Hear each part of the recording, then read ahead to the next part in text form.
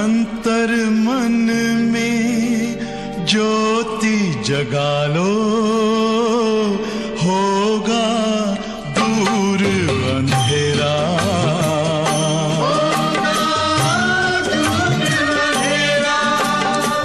शिव का कर लो ध्यान, आ रहा पावन पुण्य सवेरा।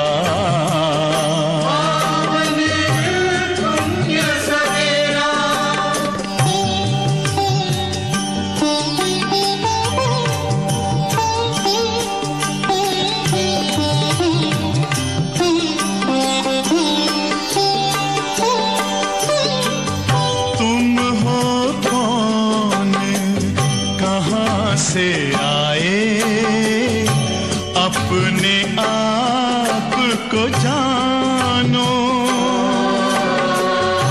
राजयोग के द्वारा अपना परम पिता पहचानो। इसी राजपथ पर चलकर पालो अपना बसेरा।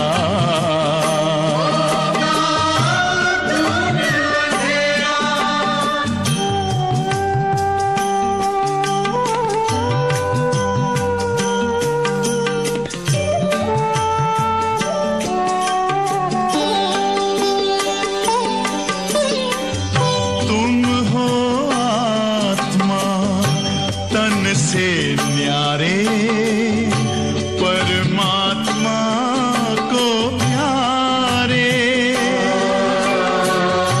दिव्य गुणों को धारण करके योगी बनो दुलारे। ज्योति बिंदु ही तोड़ेगा ये माया का घेरा।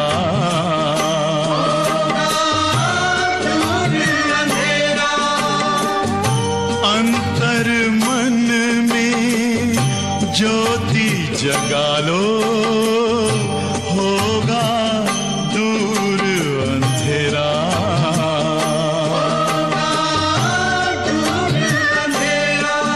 ओम शांति, ओम शांति, ओम शांति।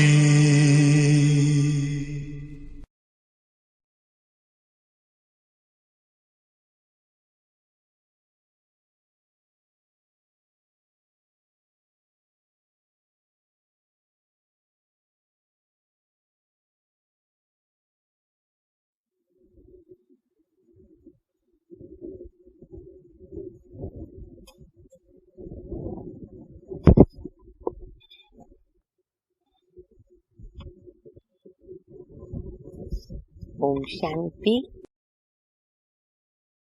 मुरली की तारीख है 10/1/2021। आज रविवार है, संडे है। अव्यक्त बाप दादा के रिवाइज कोर्स के महावाक्य सुनेंगे। वह तारीख है 9/10/87। 87। हम सभी ये अनुभव कर चुके हैं कि अव्यक्त बाप दादा जब हम बच्चों के सन्मुख आते हैं तो अधिकतर बाबा वतन में बच्चों का क्या क्या बैठ देखते हैं दृश्य, और बच्चों का चाल, बच्चों का पुरुषार्थ क्या क्या देखते हैं, वह समाचार बाबा सुनाते रहते हैं। आज भी बाबा कहते कि अलौकिक राज्य दरबार का समाचार जो है वो बाबा क्या देख रहे थे वो सुना रहे हैं। बच्चों के संगम युग पर जो बाबा ने ताज पहनाया और हम बच्चों के चेहरे पर कैसी रूहानियत की चमक दिखनी चाहिए, उसके अंदर क्या क्या लक्षण दिखने चाहिए, जो बाबा ने वतन में देखा वो बाप दादा हमको बता रहे हैं, तो हम बच्चे सुनेंगे, समझेंगे और स्वयं की चेकिंग करेंगे कि जो बाप दादा देख रहे हैं तो मेरे अंदर उसकी धारणा, उसका स्वरूप कहाँ तक आया है, और फिर हम अपने को आगे बढ़ाते जाएंगे, चेंज कर कर के अपने को बाप समान बनाते जाएंगे। मुरली का सार है अलौकिक राज्य दरबार का समाचार। अलौकिक राज्य दरबार का समाचार। आज बाप दादा अपने स्वराज्य अधिकारी बच्चों की राज्य दरबार देख रहे हैं। बाप दादा क्या देख रहे हैं?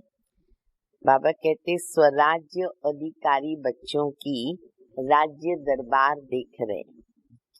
ये संगम युग की निराली श्रेष्ठ शान वाली अलौकिक दरबार सारी कल्प में न्यारी और अति प्यारी। केवल ये संगम युग पर ही जो हमारी दरबार लगती है, बाबा कहते ये है अलौकिक, न्यारी और प्यारी।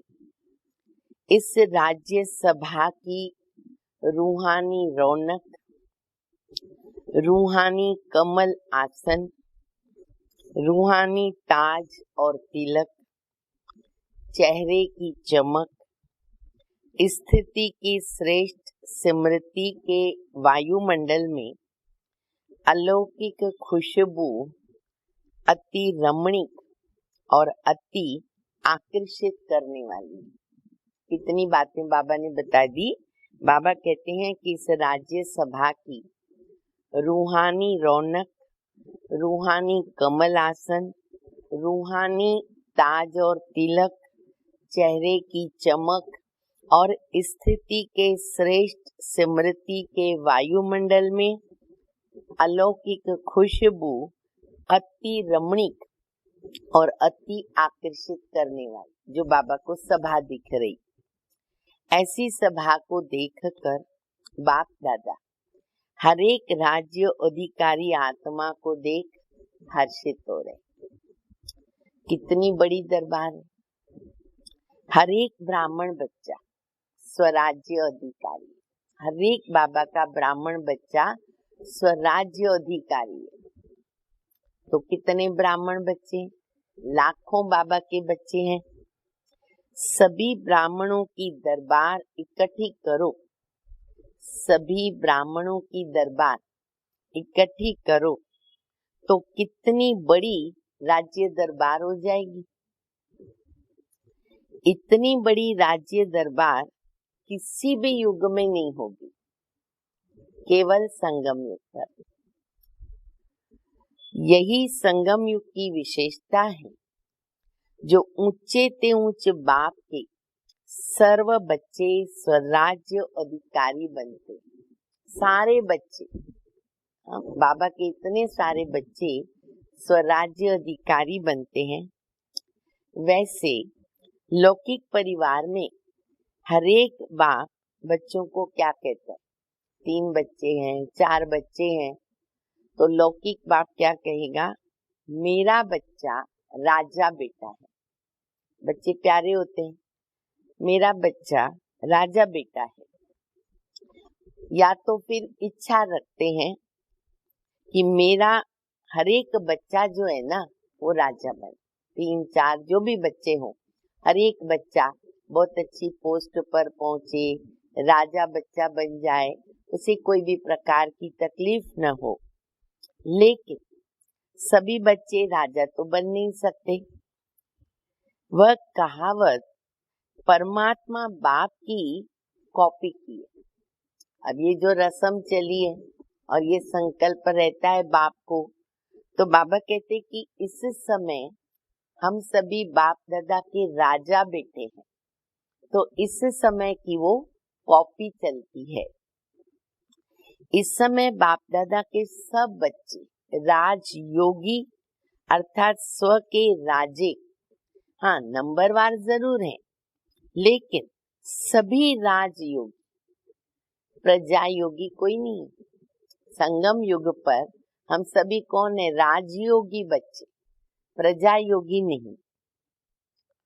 तो बाप दादा बेहद की राज्य सभा देख रहे थे। सभी अपने को स्वराज्य अधिकारी समझते हो ना? नए नए आए हुए बच्चे राज्य अधिकारी हो या अभी बनना बाकी है? कई बाप दादा के सामने पहली बार जाते हैं, तो नए बच्चे भी सामने हैं। तो बाप दादा पूछ रहे हैं कि आप सभी राज्य अधिकारी हो या बनने वाले हो? बनना बाकी है। नए नए हैं तो मिलना जुलना सीख रहे हैं। अव्यक्त बाप की अव्यक्त बातें समझने की भी आदत पड़ती जाएगी। फिर भी इस भाग्य को अभी से समय पर ज्यादा समझेंगे कि हम सभी आत्माएं कितनी भाग्यवान है। धीरे धीरे बाबा कहते अगर नए बच्चे हैं तो समझते जाएंगे आगे, परंतु इस समय वो सभी बाबा के बच्चे हैं भाग्यवान। बाप दादा सुना रहे थे अलौकिक राज्य दरबार का समाचार। अब बाबा समाचार सुनाते, ध्यान से सुनेंगे। सभी बच्चों के विशेष ताज और चेहरे की चमक के ऊपर, ताज और चेहरे की चमक के ऊपर न चाहते भी अटेंशन जा रहा था। ताज ब्राह्मण जीवन की विशेषता, पवित्रता का सूचक है, क्योंकि बाबा ने पहली आज्ञा, पहली श्रीमत दी अपना बनाकर हमें पवित्र बनाया, ब्राह्मण बनाया। चेहरे की चमक रूहानी स्थिति में स्थित रहने की रूहानियत की चमक है। साधारण रीति से भी किसी भी व्यक्ति को देखेंगे तो सबसे पहले दृष्टि जो है ना वो चेहरे की तरफ जाएगी। आप किसी भी व्यक्ति को देखो तो पहले ध्यान कहाँ जाएगा? चेहरे पर ध्यान जाएगा ना। ये चेहरा वृत्ति और स्थिति का दर्पण है, आईना है। देखो कोई भी व्यक्ति को देखो, मान लो किसका मूड नहीं है, तो जब आप उसको देखेंगे चेहरे से पता चल जाएगा। ऐसे ही अगर किसकी वृत्ति विकारी है, आप उनको देखेंगे ना, एक सेकंड में नैनो से चेहरे से पता चल जाएगा। और बहुत अच्छी रूहानियत की वृत्ति है, उसका भी अनुभव होता है। तो बाबा कहते साधारण रीति भी चेहरे से पता चल जाता। तो चेहरा वृत्ति और स्थिति का दर्पण। मान लो किसका मूड नहीं है और चेहरे से पता चल गया, तो बाबा कहते उसकी स्थिति भी पता चल जाती है। तो बाप दादा देख रहे थे, चमक तो सभी में थी। बाबा के बच्चे बने, परिवर्तन तो आता ही है। चमक तो सभी में थी, लेकिन एक थे सदा रूहानियत की स्थिति में स्थित रहने वाले, स्वतः और सहज स्थिति वाले, पहले नंबर के बच्चे। और दूसरे थे सदा रूहानी स्थिति के अभ्यास द्वारा स्थित रहने वाले। पहले नंबर के बच्चे इजी, सहज, स्वाभाविक उस रूहानी स्थिति में स्थित रहते। दूसरे नंबर के बच्चे जो बाप दादा ने देखे, तो बाबा ने कहा कि वो अभ्यास के द्वारा अर्थात मेहनत करके अपनी स्थिति को बनाते हैं, तो वो बच्चे देखे। एक थे सहज स्थिति वाले और दूसरे थे प्रयत्न करके स्थित रहने वाले, यानी उन्हें मेहनत करनी पड़ती है, थोड़ा उसमें समय जाता है। अर्थात एक थे सहज योगी पहले नंबर के और दूसरे थे पुरुषार्थ से योगी। दोनों का बाबा कंपैरिजन बता रहे हैं। दोनों की चमक में अंतर रहा, कौन सा चमक में अंतर रहा? उनकी नेचुरल ब्यूटी थी, सहज सरलता से स्थिति बन जाती है। संकल्प किया और स्थिर हो गए, स्थिति में स्थित हो गए, तो बाबा कहते हैं उनकी नेचुरल ब्यूटी थी। और दूसरों की पुरुषार्थ के द्वारा ब्यूटी, जैसे देखो आजकल बाबा ने मिसाल भी दिया कि चेहरे के ऊपर ब्यूटी लाने को क्या करते हैं, मेकअप करना पड़ता है, पाउडर लगाओ, क्रीम लगाओ, फाउंडेशन लगाओ, तो जाके वो चेहरा चमकता है। मेहनत करनी पड़ी। तो पहले नंबर वाले मेहनत नहीं करते, स्वतः ही स्थिति बन जाती, लेकिन दूसरे नंबर वालों को ब्यूटी बनानी होती है अपनी मेहनत से। तो बाबा कह रहे दूसरों की पुरुषार्थ द्वारा ब्यूटी थी। जैसे आजकल भी मेकअप करके ब्यूटीफुल बनते हैं, काले गोरे बन जाते। इतना सामान आजकल मटेरियल निकला है कि जैसे नेचुरल लग जावे, पर होती अल्पकाल के लिए है।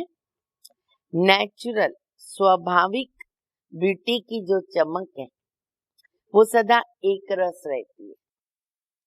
और दूसरी ब्यूटी जो है, जो मेहनत से तैयार करते बच्चे खुद को, कभी बहुत अच्छी मेहनत किया तो रिजल्ट अच्छा, और कभी परसेंटेज नेचुरल है, जितनी मेहनत करेंगे उतनी चमक उनकी दिखेगी। एक जैसी एक रस नहीं रहती। तो हमें पहले नंबर की लिस्ट में रहना है ना, स्वाभाविक सहज और सरल वो स्थिति रहे। तो सदा सहज योगी, स्वतः योगी स्थिति नंबर 1 स्वराज्य अधिकारी बनाती है। जब सभी बच्चों का वायदा है ब्राह्मण जीवन, अर्थात एक बाप ही हमारा संसार है। बाबा के बने, पुरानी दुनिया से बेहद का वैराग्य, और अब हमारा संसार बाबा, ये हमने बाबा से वायदा किया है। या फिर हम कहते कि एक मेरा बाबा दूसरा न कोई। तो जब संसार बाप है, दूसरा कोई है ही नहीं, तो स्वतः और सहज योगी स्थिति सदा रहेगी न, या मेहनत करनी पड़ेगी?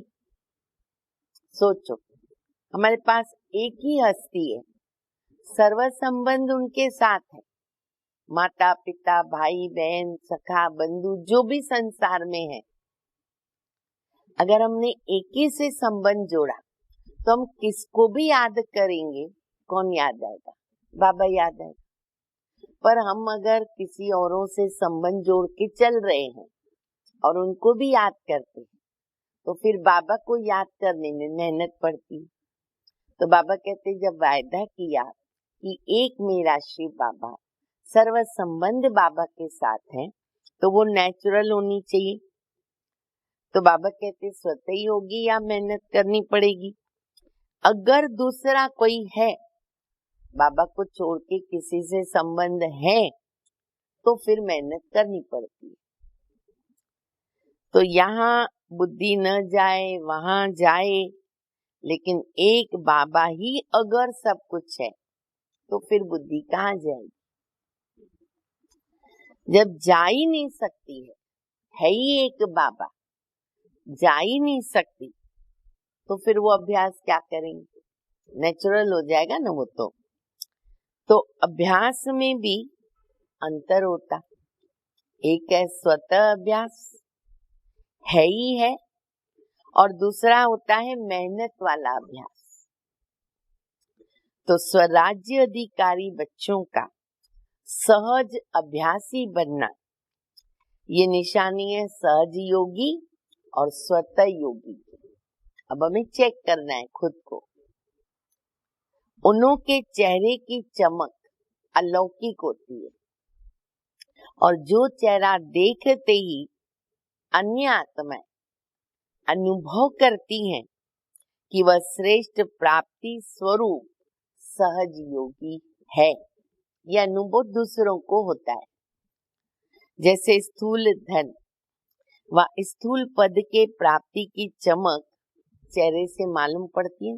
कोई बहुत धनवान है, अच्छी पोस्ट वाला है, चेहरे से पता चलता है कि ये शाहूकार कुल का है या उच्च पद का कोई अधिकारी है।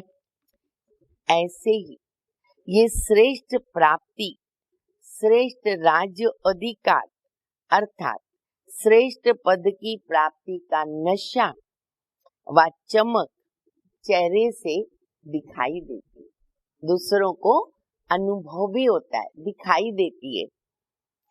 दूर से ही अनुभव करते हैं कि इन्होंने कुछ तो पाया है, इनके चेहरे में रूहानी चमक है, कुछ तो इन्होंने जीवन में पाया है। प्राप्ति स्वरूप आत्माएं ऐसी दिखेगी। ऐसे ही सभी राज्य अधिकारी बच्चों के चमकते हुए चेहरे दिखाई दी, मेहनत के चिन्ह नहीं दिखाई दे, प्राप्ति के चिन्ह ही दिखाई दे, ये बाप दादा चाहते हैं। अभी भी देखो, कोई कोई बच्चों के चेहरे को देख यही कहते हैं कि इन्होंने कुछ पाया है, और कोई कोई बच्चों के चेहरों को देख यह भी कहते हैं कि ऊंची मंजिल है लेकिन त्याग बहुत ऊंचा किया। देखो, बोलने में फर्क पड़ जाता है। बाबा कहते हैं अभी भी बच्चों की अलग अलग स्थिति को देख कर कोई के मुख से क्या निकलता है, अरे इन्होंने तो कुछ पाया है, और कोई के मुख से निकलता है कि मंजिल ऊंची है पर त्याग अच्छा किया है। त्याग दिखाई देता है, भाग्य दिखाई नहीं देता, लेकिन त्याग और भाग्य दोनों दिखना चाहिए। तो बाबा कहते त्याग दिखाई देता, भाग्य नहीं दिखाई देता, और या तो फिर क्या कहेंगे, हाँ मेहनत बहुत अच्छी कर रहे, उनके लिए मुख से ये शब्द निकलेगा कि हाँ मेहनत बहुत अच्छी कर रहे। बाप दादा ये देखना चाहते हैं कि हर एक बच्चे के चेहरे से सहज योगी की चमक दिखाई दे। पक्का करो, ये जो बाबा ने हम बच्चों को बताया, ये हमें चेक करके इसकी भरपाई करनी है। मेरे अंदर इसकी कोई भी प्रकार की कमी है तो उसे मुझे भरना है। तो बाप दादा कहते हैं कि हर एक के बच्चों के चेहरे से सहज योगी की चमक दिखाई दे, श्रेष्ठ प्राप्ति के नशे की चमक दिखाई दे, क्योंकि प्राप्तियों के भंडार बाबा के बच्चे। हम किसके बच्चे हैं? हमारे पिता के पास सब प्राप्तियों के भंडार हैं, कोई कमी है नहीं। संगम युग की प्राप्तियों के वरदानी समय के अधिकारी हो, निरंतर योग कैसे लगाएं व निरंतर अनुभव कर भंडार की अनुभूति कैसे करें। अब तक भी इसी मेहनत में ही समय मत गवाओ। कैसे करें ये अनुभव कैसे हो? तो बाबा कहते इसमें समय मत गवाओ, लेकिन प्राप्ति स्वरूप के भाग्य को सहज अनुभव कर। है ही बच्चे तुम्हारे लिए, ये सब भंडार किसके लिए है? ये एक ही संगम युग है, जबकि बाप दादा से हमें ये प्राप्त होता है। समाप्ति का समय समीप आ रहा है। अब तक किसी न किसी बात की मेहनत में अगर लगे रहेंगे तो प्राप्ति का समय तो समाप्त हो जाएगा। अभी भी अगर बाबा कहते बच्चे मेहनत करते रहोगे तो ये प्राप्ति का समय क्या होगा, हाथ से निकल जाएगा। फिर प्राप्ति स्वरूप का अनुभव कब करेंगे? संगम युग को ब्राह्मण आत्माओं को वरदान, संगम युग को कहो या हम ब्राह्मण बच्चों, क्या वरदान है? सर्व प्राप्ति भव, क्योंकि बाबा मिला तो ये वरदान हमें जीवन में आचरण में लाना है। सर्व प्राप्ति भव, सदा पुरुषार्थी भव, ये वरदान दिया? ये वरदान नहीं है। सदा पुरुषार्थी भव का वरदान नहीं है, प्राप्ति भव का वरदान है। प्राप्ति भव की वरदानी आत्मा कभी भी अलबेलापन में नहीं आ सकती, इसलिए उनको मेहनत नहीं करनी पड़ती। तो समझा क्या बनना है? राज्यसभा में राज्य अधिकारी बनने की विशेषता क्या है? ये स्पष्ट हो गया ना। राज्य अधिकारी हो ना, या भी सोच रहे हो कि हैं या नहीं है, अपने लिए भी ये सोच रहे हो। जब विधाता के बच्चे वरदाता के बच्चे बन गए, किसके बच्चे हम? विधाता के बच्चे, वरदाता के बच्चे। राजा अर्थात विधाता, देने वाला। राजा तो देने वाला होता है। अब प्राप्ति कुछ नहीं तो भला लेंगे क्या? सब कुछ मिल गया तो क्या लेंगे किसी से? संकल्प ही नहीं आएगा। तो समझा, नए नए बच्चों को इस अनुभव में रहना है। युद्ध में समय नहीं गंवाना। अभी अगर हमारा समय युद्ध में चला जाता है ना, तो फिर हम समय के पहले तैयार नहीं हो सकेंगे। अब हमारा समय युद्ध में नहीं जाना चाहिए, इसलिए निशानी राम को दी है, तीर की, युद्ध की। तो फिर हम सतयुगी राज्य कैसे प्राप्त करेंगे? अगर युद्ध में समय गंवाया तो अंतमति युद्ध में रहेंगे। चलेगा क्या? नहीं चलेगा। फिर क्या बनना पड़ेगा? तो बाबा कहते चंद्रवंशी में जाना है कि सूर्यवंशी में? अगर युद्ध करते रहेंगे तो सूर्यवंशी में जा नहीं पाएंगे, युद्ध वाला तो चंद्रवंशी हो जाएगा। चल रहे हैं, कर रहे हैं, बाबा हो ही जाएंगे, पहुंच जाएंगे। अभी तक ऐसा लक्ष्य नहीं रखो, ये नहीं चलेगा। अभी क्या नहीं चलेगा? चल रहे, कर रहे, हो ही जाएगा, कोशिश चालू है हमारी। नहीं, अब नहीं तो कब नहीं। स्लोगन याद रखो, अब नहीं तो कब नहीं। बनना है तो अब, बनना है तो अब, पाना है तो अब। ऐसे उमंग उत्साह वाले ही समय पर अपनी संपूर्ण मंजिल को पा सकेंगे। त्रेता में राम सीता बनने के लिए तो कोई तैयार नहीं है ना भाई? है क्या कोई तैयार? हमको चलेगा बाबा, त्रेता युग चलेगा? नहीं चलेगा। जब सतयुग सूर्यवंश में आना है तो सूर्यवंश अर्थात सदा मास्टर विधाता और वरदाता लेने की इच्छा वाला नहीं, देने वाला, ऐसा बनना पड़ेगा। मदद मिल जाए, ये हो जाए तो बहुत अच्छा। पुरुषार्थ में अच्छा नंबर ले लेंगे, नहीं, कोई मदद करे तो अच्छा। मदद मिल रही है, सब हो रहा है, इसको कहते स्वराज्य अधिकारी बच्चे। अब दो प्रकार के बच्चे बाबा ने स्पष्ट किए। पहले नंबर के बच्चे क्या अनुभव करते? हमें तो मदद मिल रही है, हमें सब कुछ मिल रहा है। और दूसरे नंबर के बच्चे थोड़ा मदद मिल जाए तो अच्छा, थोड़ा ये सहयोग मिल जाए तो अच्छा।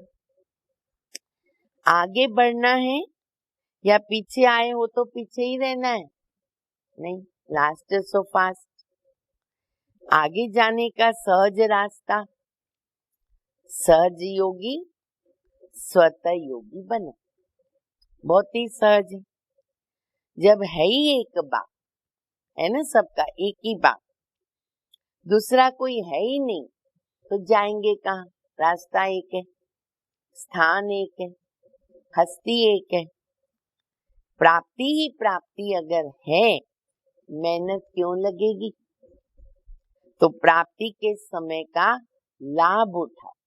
बाबा कहते अभी यही संगम युग है, एडवांटेज उठाओ, लाभ उठाओ। तो सर्व प्राप्ति स्वरूप बनना पड़ेगा। समझा? बाप दादा तो यही चाहते हैं कि एक एक बच्चा चाहे भले वो लास्ट आया है, लास्ट आने वाला, चाहे स्थापना के आदि में आने वाला, कितने भी वर्ष हुए बाबा का बनकर, हर एक बच्चा नंबर 1 बने और बन सकते। मार्जिन छोड़ी बाबा ने। राजा बनना है ना कि प्रजा। क्या बनना है हम सभी को? राजा, प्रजा नहीं।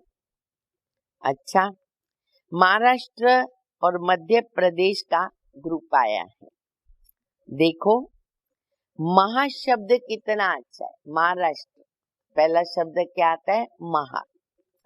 महाराष्ट्र स्थान भी महाशब्द का और बनना भी तो महान है। महान तो बन गए ना, क्योंकि बाबा के बने। बाबा के बने यही बात सिद्ध करती है कि हम महान में बन गए। तो बाबा कहते महान बन गए क्योंकि बाबा के बने। महान आत्माएं हो, ब्राह्मण माना ही महान, हर कर्म महान, हर बोल महान और हर संकल्प महान। अलौकिक तो हो गए ना। तो महाराष्ट्र वाले सदा स्मृति स्वरूप बनो कि महान है। याद क्या रखेंगे? महान है। ब्राह्मण माना महान चोटी। फिर मध्य प्रदेश वाले भी बाबा के सामने, मध्य प्रदेश सदा मध्याजी भव। देखो बाबा कितना लिंक जोड़ रहे। मध्याजी भव के नशे में रहने वाले, मनमना भव के साथ। मध्याजी भव का भी तो वरदान है ना। तो अपना स्वर्ग का स्वरूप, इसको कहते मध्याजी भव। मनमना भव बाबा की याद, मध्याजी भव स्वर्ग की याद। तो अपने श्रेष्ठ प्राप्ति के नशे में रहने वाले, अर्थात मध्याजी भव के मंत्र के स्वरूप में स्थित रहने वाले, तो वो भी महान हो गए। बाबा के आगे जो भी बच्चे आते हैं, देखो बाबा कितनी महिमा करे। कोई भी जो उनके बच्चे बैठे होंगे, बाबा उनकी विशेषताएं बताते। फिर उनके जो शहर रहते हैं, उनके जो नाम है, उनके ऊपर बाबा कितनी अच्छी शिक्षाएं देते हैं। तो बाबा कहते हैं कि दोनों अपनी अपनी विशेषता में महान है, महाराष्ट्र भी और मध्य प्रदेश। समझा कौन हूँ? जब से पहला पाठ शुरू किया, वह भी यही किया। पहला पाठ बाबा का बने तक कौन? मैं कौन, मैं कौन। देखो जानकी दादी भी जब मिलते थे लास्ट हर क्लास में यही बताते, मैं कौन, मेरा बाबा कौन, मैं किसकी बच्ची, मैं किसका बच्चा। बस इतना याद किया, नशा चढ़ जाता। तो बाबा कहते ये याद रखो, मैं कौन। पहला पाठ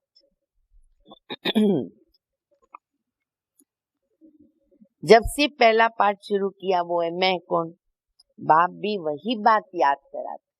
अब केवल मैं आत्मा नहीं, बाबा ने एक मुरली चलाई है अव्यक्तवाणी कि मैं आत्मा कौन।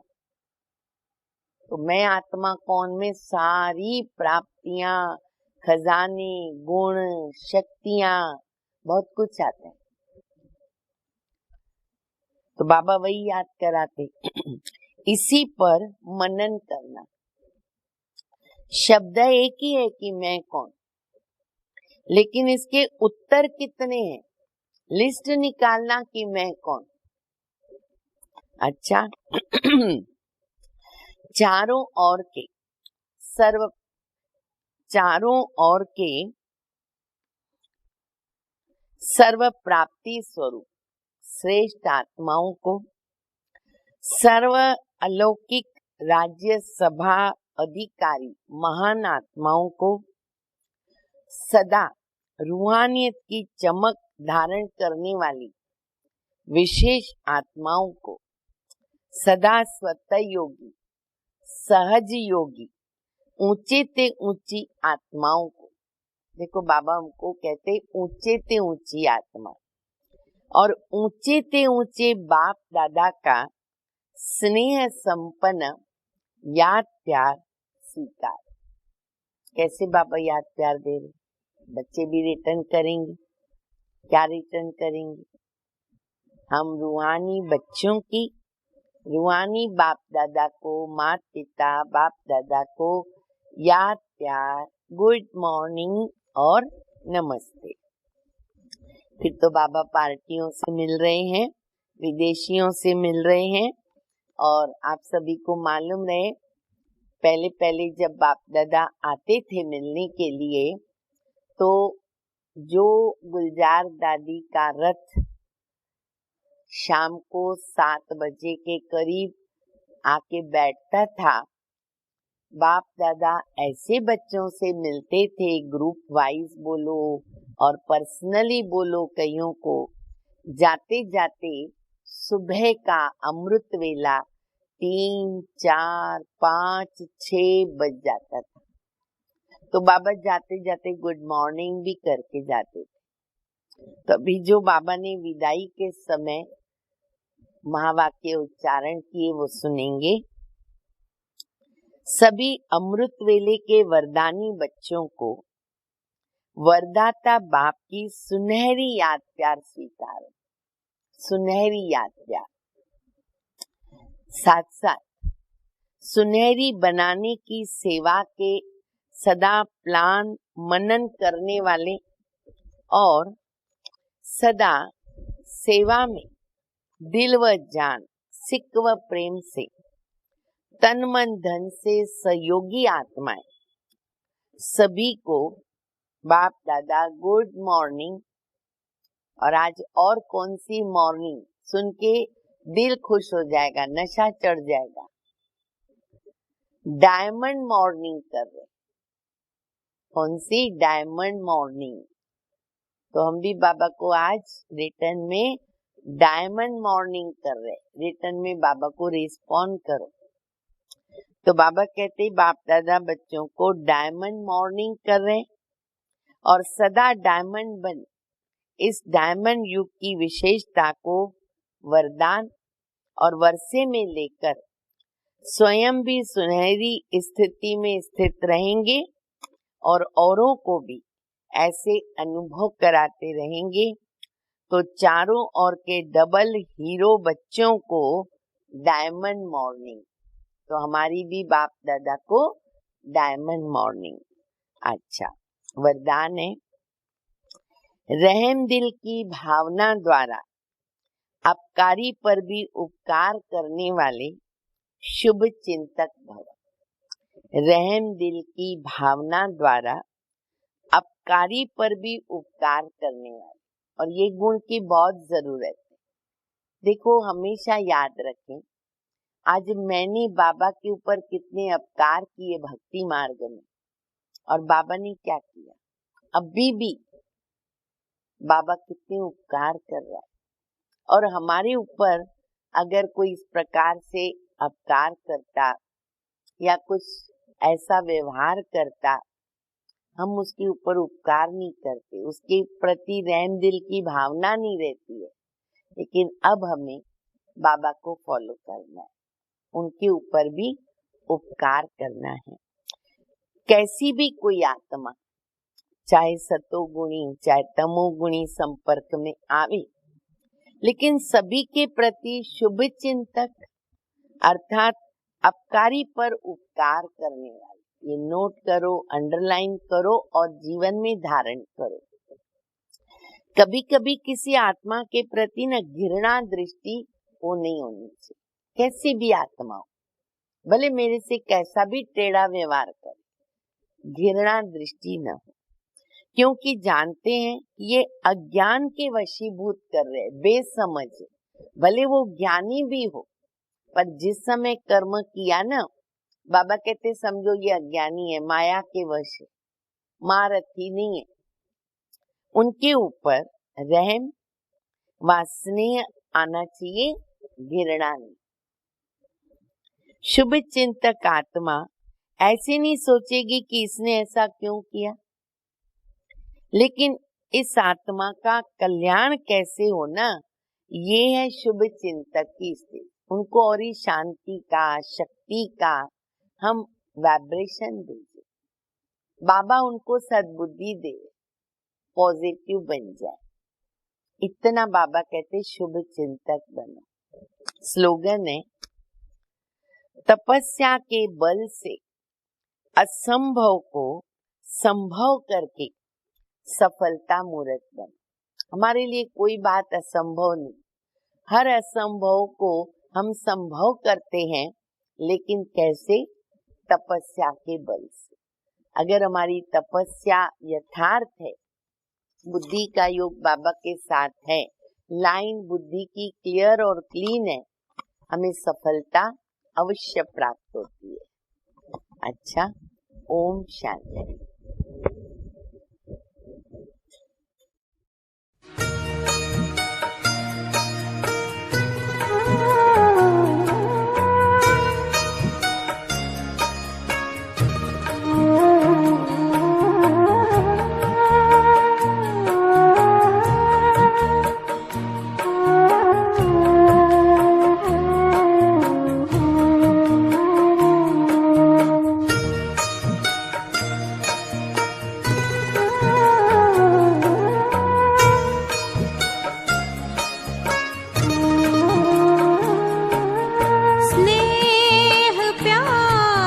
तुझसे बाबा बांधी है जीवन डोर,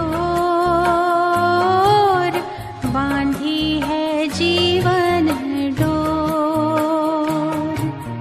दिल मेरा लगा ही रहता हर पल तेरी ओर,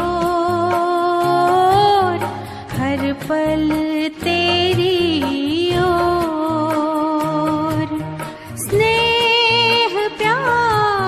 तुझसे बाबा बांधी है जीवन